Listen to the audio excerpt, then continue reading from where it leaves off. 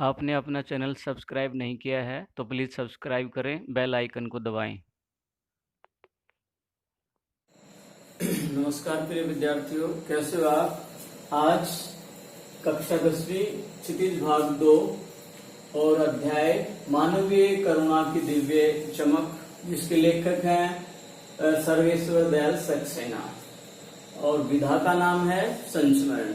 तो आइए सबसे पहले हम लेखक के बारे में चर्चा करते हैं। सर्वेश्वर दयाल सक्सेना हिंदी में नई कविता के एक प्रभावशाली लेखकों के रूप में जाना जाता है, जिनका जन्म 1927 में उत्तर प्रदेश के बस्ती नामक जिले में हुआ।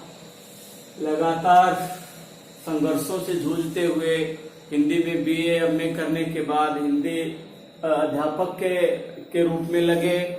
उसके बाद में हिंदी के अध्यापक के पद से को त्याग पत्र देकर के आकाशवाणी में उप प्रोड्यूसर सहायक प्रोड्यूसर के रूप में कार्यरत रहे।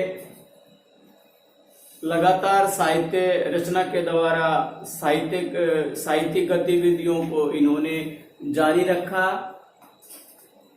इनकी जो सबसे बड़ी जो रचना रही है खूंटियों पर टंगे लोग बहुत ही चर्चित रही, जिनके ऊपर इनको साहित्य अकादमी पुरस्कार मिला। इस प्रकार से साहित्य की विविध विधाओं में अपनी कलम चलाते हुए इन्होंने संपादक के रूप में, जैसे कि उस जमाने की प्रसिद्ध जो पत्रिका थी दिनमान, उसमें उप संपादक रहे, और बच्चों की जो प्रसिद्ध पत्रिका पराग, उसमें संपादन के रूप में भी, एक संपादक के रूप में भी आपने कार्य किया। 1983 में इस नश्वर संसार से विदा हो गए। आइए हम चर्चा करते हैं उनके इस प्रस्तुत अध्याय की, मानवीय करुणा की दिव्य चमक।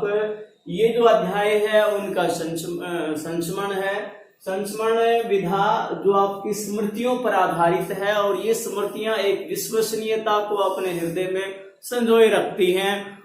उसी विश्वसनीयता के आधार पर, उसी विश्वास के आधार पर लेखक अपनी जो अतीत की जो घटनाएं हैं, स्मृतियां हैं, उनको संस्मरण के रूप में लिपिबद्ध करता है और एक नई विधा के रूप में संस्मरण सामने आता है। और ये जो संस्मरण है फादर कामिल बुल्के के जीवन पर आधारित है, क्योंकि सर्वेश्वर दयाल सक्सेना जी ने अपने जीवन के लगभग 35 वर्षों तक फादर कामिल बुल्के के साथ व्यतीत किए हैं, और उनका एक नजदीक से रिश्ता रहा है, एक पारिवारिक रिश्ता रहा है।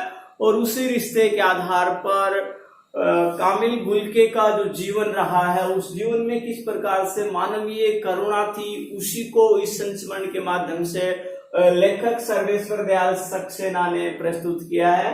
तो जो टाइटल है, जो शीर्षक, उसकी हम चर्चा करते हैं, मानवीय करुणा की दिव्य चमक। मानवीय जो मानव के जो गुण हैं, दया, करुणा, ममता, प्रेम, सहृदयता, सरलता, स्पष्टता, निर्भीकता, ये सारे के सारे जो गुण हैं वो एक मानव में होने चाहिए, जो स्वाभाविक है, जो नैसर्गिक है, जो गॉड गिफ्टेड है, अर्थात मनुष्य को ईश्वर द्वारा प्रदत्त होते हैं, वो सारे के सारे मानवीय गुण होते हैं। मानवीय करुणा, और एक तो मानव के अंदर करुणा होती है, एक दूसरे के प्रति जब संवेदना होती है, एक दूसरे के दुखों को सहन करने की जो पीड़ा होती है, वो करुणा की दिव्य एक बहुत ही आभायुक्त चमक है, वो फादर कामिल बुल्के में रही है। तो फादर बुल्के के जीवन की चर्चा करते हुए लेखक कहते हैं कि जहरबाग के द्वारा फादर बुल्के की मृत्यु होना ये बहुत ही हतप्रभ करने वाली बात है, अचरज वाली बात है, जिसके रग रग में, जिसके हर रक्त की कण में प्रेम है, सहृदयता है, वात्सल्य है, एक दूसरे के प्रति अगाध श्रद्धा रखने वाले फादर बुल्के का इस प्रकार से दुनिया से जाना, और जहरबाग अर्थात एक बहुत ही जहरीला फोड़ा उनको हो गया था, और उसके द्वारा उनकी मृत्यु होना ये बहुत ही पीड़ादायक घटना रही है, बहुत ही असहनीय रहा है, या उनके जीवन को देखते हुए एक विरोधाभास है कि जो सिर से लेकर पैर तक जो करुणा से भरे हुए थे, प्रेम से भरे हुए थे, ऐसे फादर बुल्के का इस प्रकार के फोड़े द्वारा मृत्यु होना किसी को भी ऐसा नहीं होता। कर लेखक कामिल बुल्के का जो व्यक्तित्व है उसका चित्रण करते हुए कहते हैं कि एक लंबा उनका कद, गोरा चिट्ठा उनका रंग और सफेद बड़ी बड़ी जो उनकी दाढ़ियां थी वो उनके गोरे बदन को और अधिक दिव्य बना रही थी।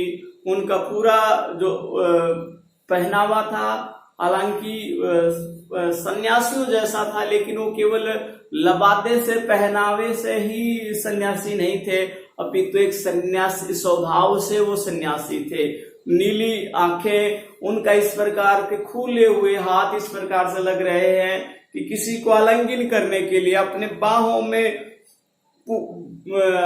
बाहों में प्रेम पूर्ण आलिंगन करने के लिए हमेशा तत्पर रहती थी। तो ऐसा फादर बुल्के का जो व्यक्तित्व रहा है और इस व्यक्तित्व के द्वारा उनके अंदर एक अगाध श्रद्धा देखती बनती थी।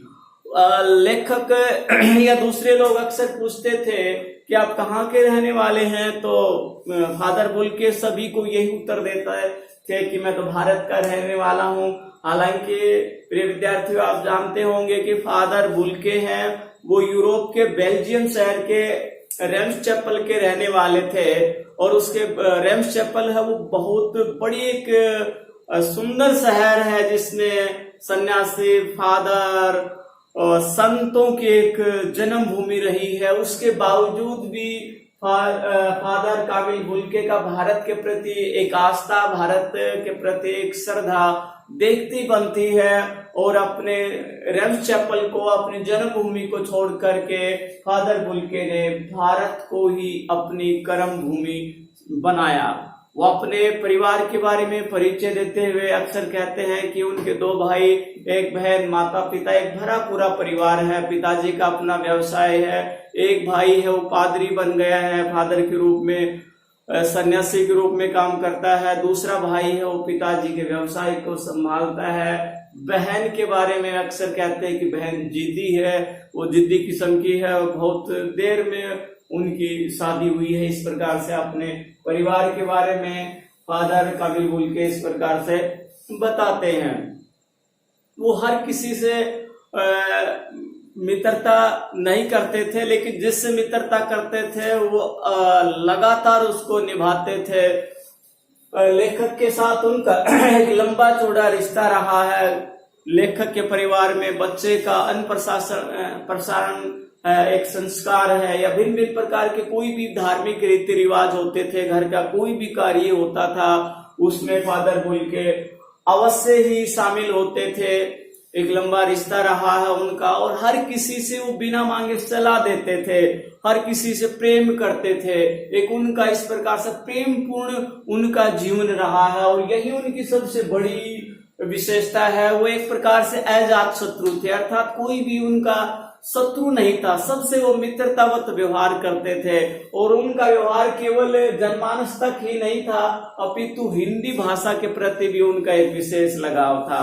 हालांकि कामिल बुल्के हैं, उन्होंने इंजीनियर 2 साल तक इंजीनियर किया, उसके बावजूद उन्होंने इंजीनियर की पढ़ाई को छोड़ करके हिंदी में बीए, कोलकाता से हिंदी में बीए किया। उसके बाद इलाहाबाद से हिंदी में उन्होंने एमए किया। उसके बाद में प्रयाग विश्वविद्यालय से रामकथा उत्पत्ति और विकास विषय पर शोध किया, अर्थात पीएचडी 1950 में उन्होंने की। ये उनका हिंदी के प्रति प्रेम दर्शाता है और केवल इतना ही नहीं, हिंदी के ऊपर उन्होंने 50 से अधिक पुस्तकें भी रची और उनका ये मानना था कि हिंदी है वो हर तरीके से राष्ट्रभाषा होने के काबिल है, योग्य है। वो हर तरीके से हिंदी का समर्थन किया करते थे, ये उनकी बहुत बड़ी विशेषता थी। इसी प्रकार से कामिल बुल्के का भारत के प्रति एक अगाध श्रद्धा रही और यही कारण है कि वो 47 साल तक भारत में रहे और 73 साल तक वो जीवित रहे। भारतीयता के प्रति, हिंदी और हिंदी साहित्य के प्रति उनकी अगाध श्रद्धा बनी रही। भारत के प्रति उनका इस प्रकार से करुणा भरा जीवन रहा है। भारत की जो संस्कृति है उनका हमेशा वो पाठ करते थे, संघ में जाते थे। 9-10 वर्ष तक भारत की जो शिक्षा दीक्षा है उसको प्राप्त करने के लिए उन्होंने विशेष प्रयास किया। ये उनका भारत के प्रति जो अगाध श्रद्धा है उसको दर्शाने वाला है। इसी प्रकार से वो भारत के प्रति श्रद्धा रखते हुए मानवीय करुणा की एक दिव्य चमक को अपने साथ लिए हुए 18 अगस्त 1982 को दिल्ली में इस नश्वर संसार से विदा हो गए।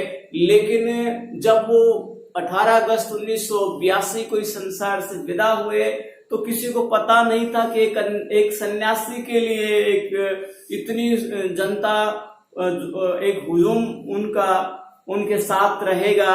और तो डॉक्टर सत्यप्रकाश जी उनको कहते हैं कि जब उनका अंतिम यात्रा चल रही थी तो हजारों लोग उनके साथ जनाजे में थे और कोई भी ऐसी आंख नहीं थी जो उनकी याद में नम नहीं हो रही हो, अर्थात सभी उनको याद करके अश्रुपात कर रहे थे, आंखों से अश्रु निकल रहे थे। और जब उनको जमीन में धरती माता के आगोश में उनको छोड़ा गया, उनको रखा गया, उनका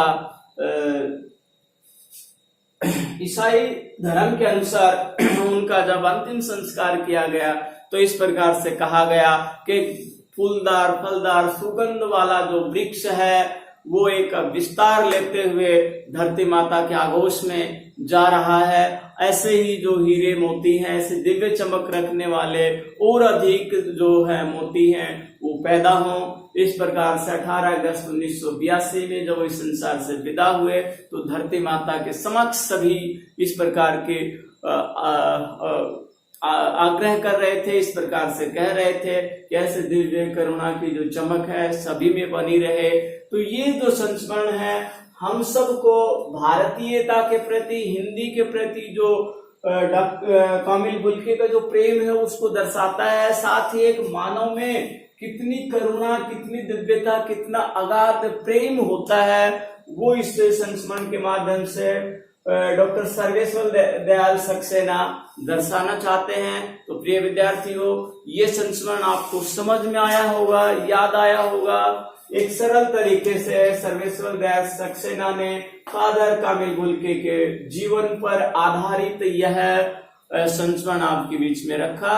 तो इस संस्मरण को आप पढ़ें और एक आपके अंदर जो दया, करुणा, ममता, प्रेम, सहृदयता के जो भाव हैं, गुण हैं, हमेशा बने रहें। आपका हिंदी के प्रति अगाध प्रेम बना रहे और जिस प्रकार से भारत के प्रति कामिल बुल्के के जो प्रेम था वो यही दर्शाता है, सारे जहां से अच्छा हिंदुस्तान हमारा, सारे जहां से अच्छा हिंदुस्तान हमारा। तो आज के लिए इतना ही। जय हिंद, जय भारत।